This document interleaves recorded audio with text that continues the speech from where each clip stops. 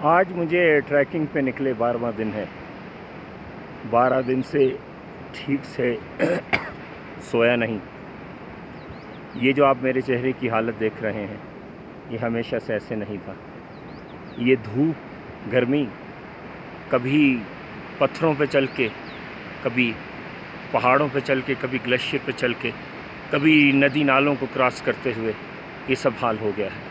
میرے پاس ڈرائیور ہیں، میرے پاس ایئر کنڈیشنر رومز ہیں، میرے پاس دنیا کی وہ سب آسائش ہے جو ایک کامیاب انسان کے پاس ہوتی ہے، لیکن یہ سب کرنے کی مجھے پھر ضرورت کیوں پیش آ رہی ہے کہ اتنے عرصے سے تکلیف اور گرمی اور سردی کو میں برداشت کر رہا ہوں۔ اس کے پیچھے وہ سبق ہے کہ جو میری ماں نے مجھ کو دیا تھا۔ میری ماں مجھے اقبال کے شعر سناتی تھی، تو شاہی ہے نہیں تیرا نشیمن قصر سلطانی کے گنبد پر، تو شاہی ہے بسیرا کر پہاڑوں کے چٹانوں پر۔ اور پھر وہ جو علامہ اقبال نے اپنے بیٹے کو لکھا تھا، تیرا طریق امیری نہیں فقیری ہے، خود ہی نہ بیچ غریبی میں نام پیدا کر۔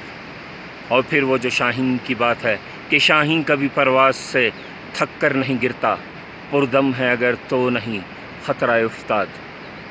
مجھے جب بھی یہ احساس ہوتا ہے کہ میں آسائش پسند ہو گیا ہوں اور میرے دل میں خوف ابھرنے لگے ہیں، تو میں ان سب پہاڑوں کی طرف نکل پڑتا ہوں تاکہ میں اپنی شخصیت کو ایک دفعہ پھر مضبوط کر سکوں۔ لیکن یہ پیغام میرے اندر میں نے خود پیدا نہیں کیا، یہ پیغام بچپن میں میری ماں نے مجھے دیا تھا۔ آج میرا ہر ماں کو یہ پیغام ہے کہ اپنے بچوں کو 2 چیزوں سے آزاد کر دیں، ایک خوف سے اور دوسرا آسائش سے۔ اگر آج کا بچہ خوف میں جیے گا تو کل رزق کیسے لے گا؟ اور اگر آسائشوں میں رہے گا تو پھر بڑا کام کیسے کرے گا؟ ہمارے پاکستان کے اکثر بچے آج کل ان 2 امراض کے شکار ہو چکے ہیں۔